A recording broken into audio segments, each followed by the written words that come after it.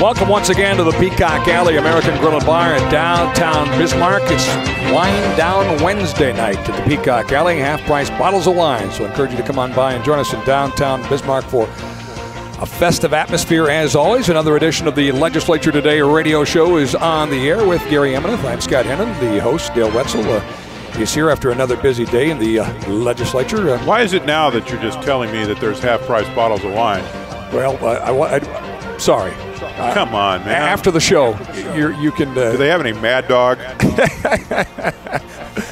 I need a half-price bottle of wine right now. In fact, I need a free one. Have you got a better suggestion for Dale than Mad Dog, Gary? I thought he liked Scotch.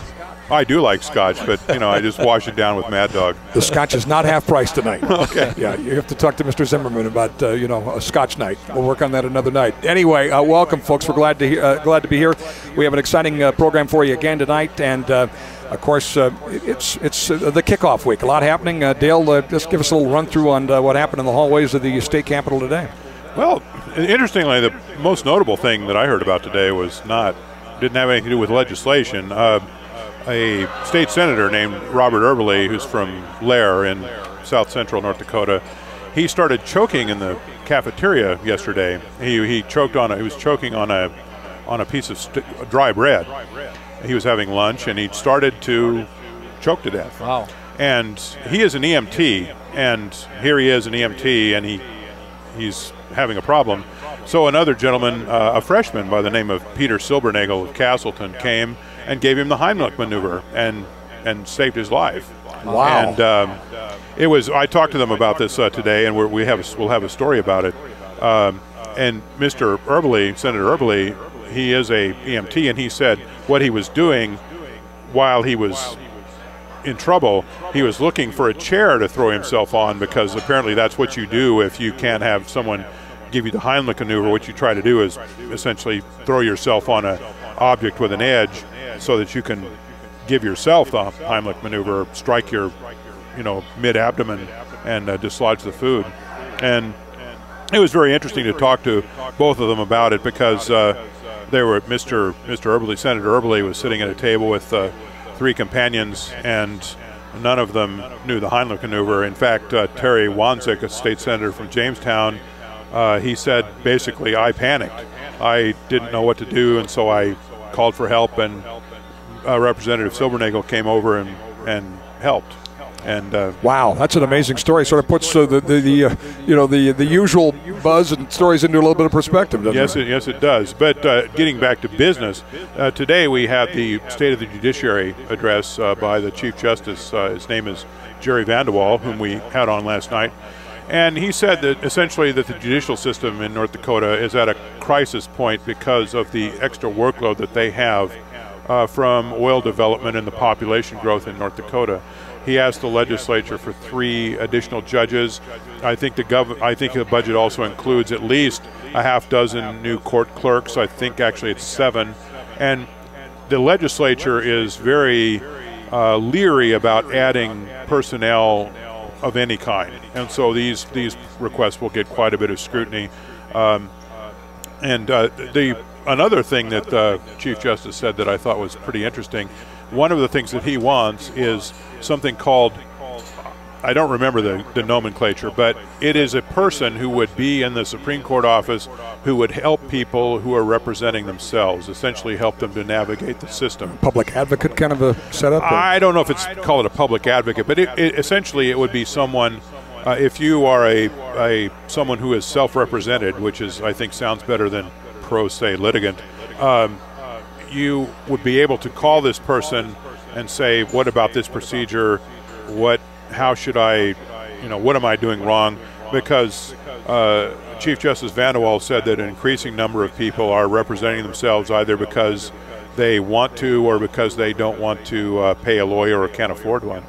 And he thinks that that's will help the court system function more smoothly if there is someone who can help these self-represented people through the system when they hit a snag. I know we're only just a couple of days in. Any particular legislation that's causing any buzz yet? No, not really. Excuse me. Yes. The governor's education formula is causing a great deal of buzz.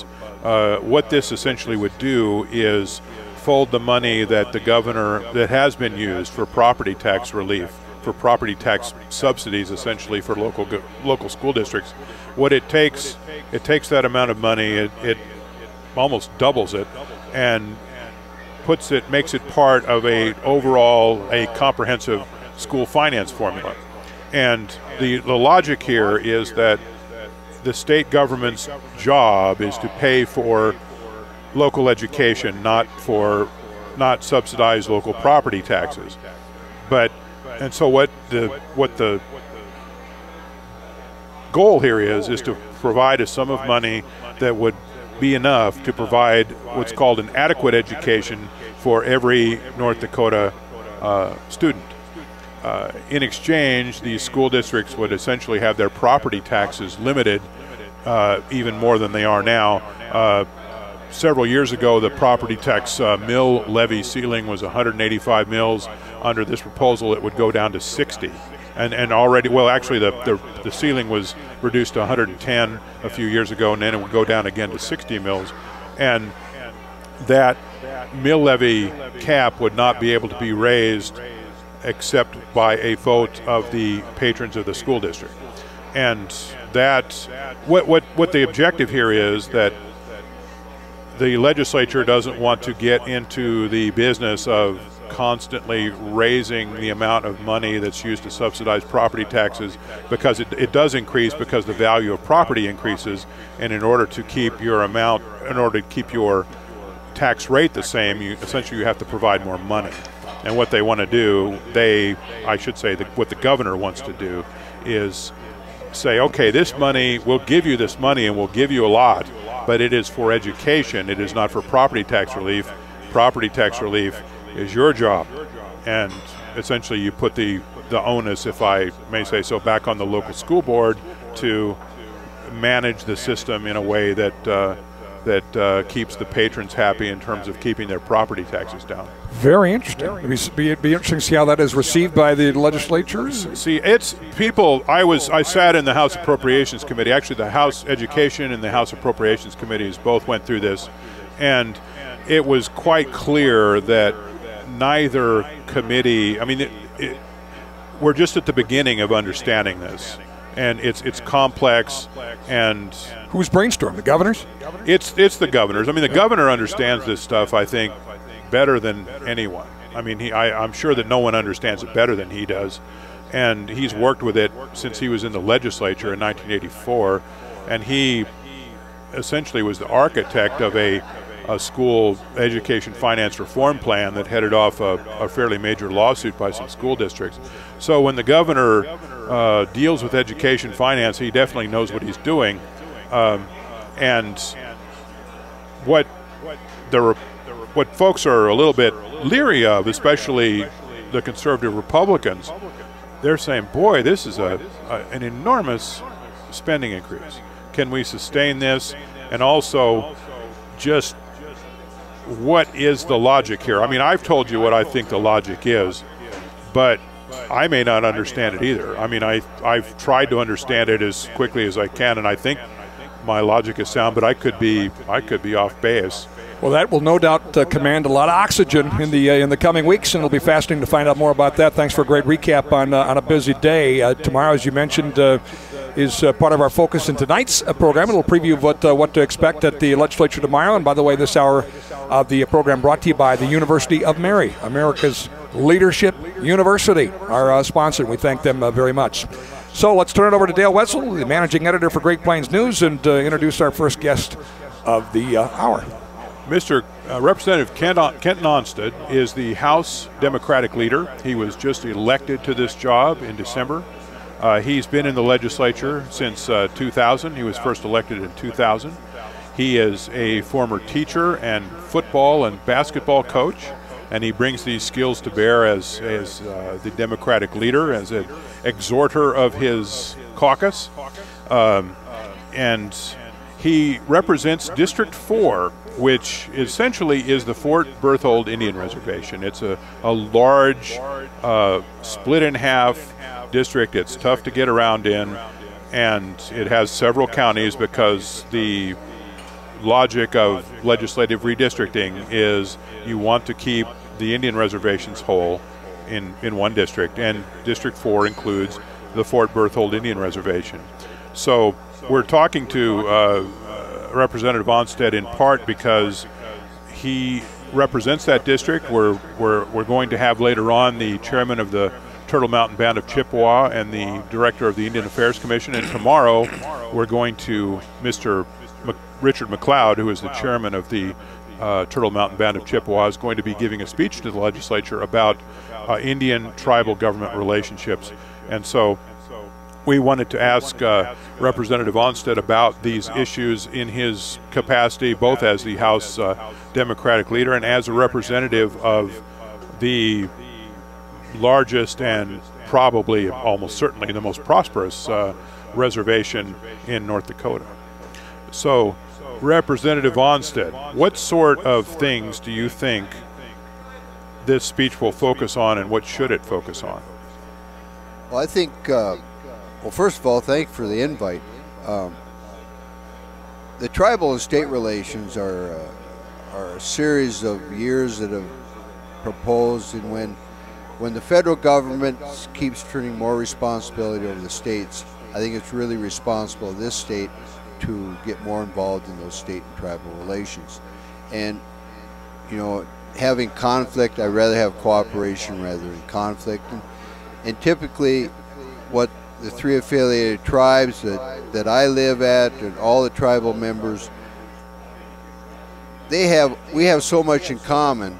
And even though we have sovereignty issues and this government-to-government relationship, we got so much in common because they want safety, they want good educations, they want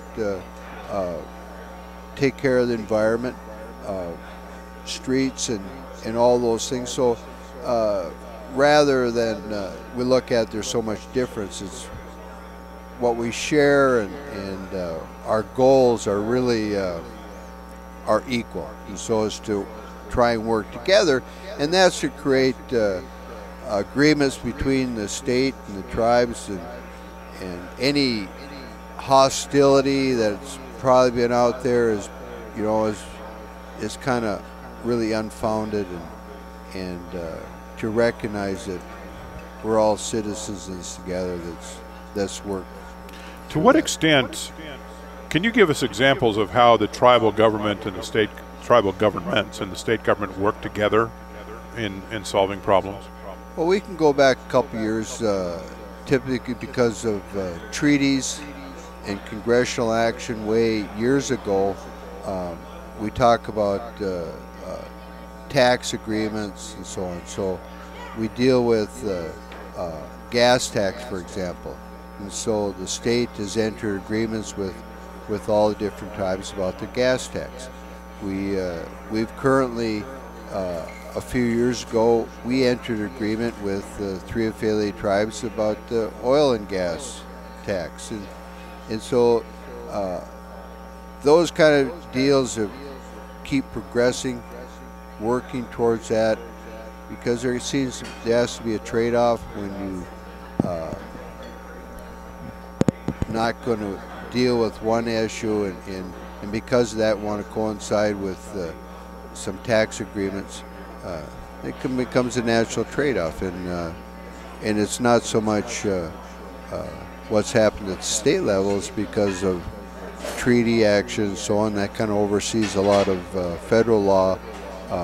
That's what's going to govern us, and so we want to follow that and fall in place, and we're not going to overtake any sovereignty issues and so on.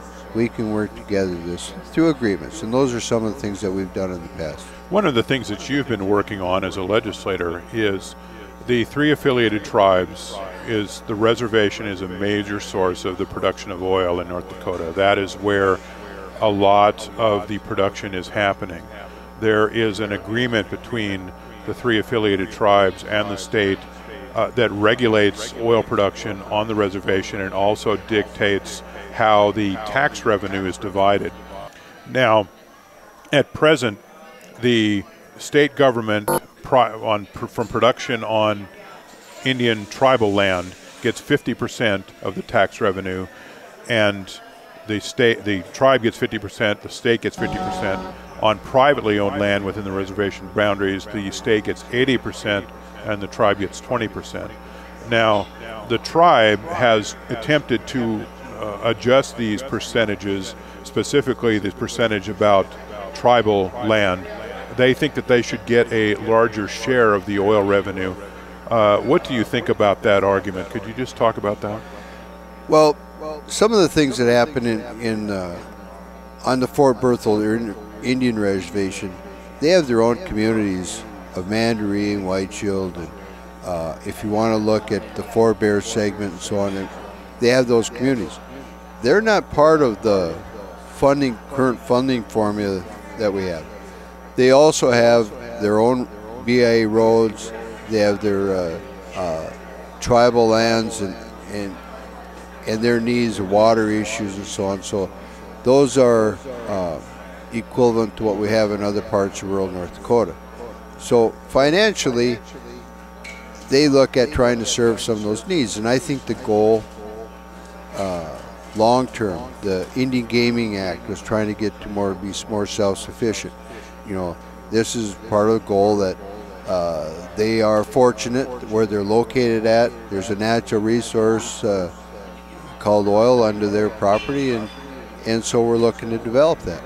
Now, part of that development was you're asking an oil company to come on there, and they felt more secure if we would have some kind of state and tribal agreement to offset that longevity. They're going to make these long-term investments they have, because you can go at history. When all this oil started in 2006, they were kind of drilling all the way around the reservation. And the oil agreement really helped that out. Now you're seeing more drilling on tribal land, on trust land within the reservation, and so it made an impact. And when you get into that kind of agreement, part of that was that 3 affiliated tribes would agree to our regulatory environment, and in the cases we would, of the 5% production tax, 20% of that within the reservation boundaries would go to 3 affiliated tribes. That was an agreement that then at that time Governor Hoeven worked on, and we've been under that now for about 4 years. When you start looking at the amount of dollars that actually goes to the state and actually goes to 3 affiliated tribes, and you look at their needs for road development and so on, it's apparent that we're same as the counties out there that seem to be shorted. 3 affiliated tribes and their communities and so on feel the same way, and so that they're making requests to the state to adjust that formula to get a larger percentage. And it's not on fee land, it's on trust land only, to bring that back to 3 affiliated tribes. Do you think that what do you think that their chances are of getting a larger share from tribal land? I think that's pretty good. I think the chances are pretty good. The thing that would concern me, and it would to sell the colleagues to agree to this, is that we make sure we know where the money's going. Make sure that it's going for roads. Make sure it's if it's going for housing, they can agree to that. And it's a little bit about accountability. It's a little bit about transparency to agree with this. So it seems to be a natural trade-off to get those dollars come back. But count that. But let's just take the point of view. The 3 affiliated tribes is a sovereign government. I mean, what business is it of the state legislature how a sovereign government spends its money? Well, it probably isn't our business, but we know what their concerns are and why they would want additional funding. Okay, so we don't have to go into that agreement. I would like to see us go into that agreement, but we don't have to go into that agreement. And for that reason alone, it's about, even for the enrolled members, they would like to know that this is where their dollars are being used, because they themselves said the old agreement, it didn't happen. I know we're getting more dollars, but it didn't happen, and enrolled members don't see the benefit. So they themselves would like to know where it's going to go. So how do you think that this is going to play out?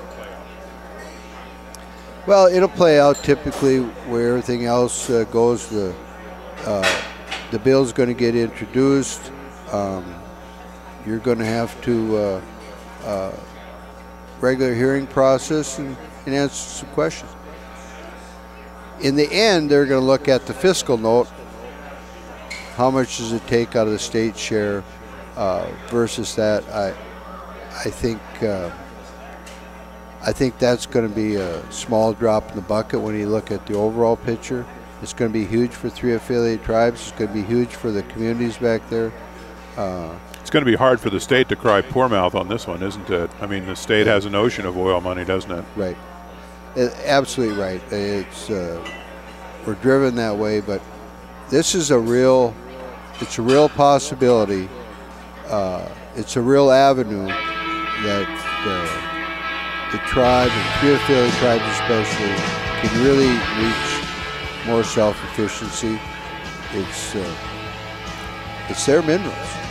You know, how can you say no to that in the same way? It's located on their property. They own those minerals. They should get a part of that. Thank you, Kenton.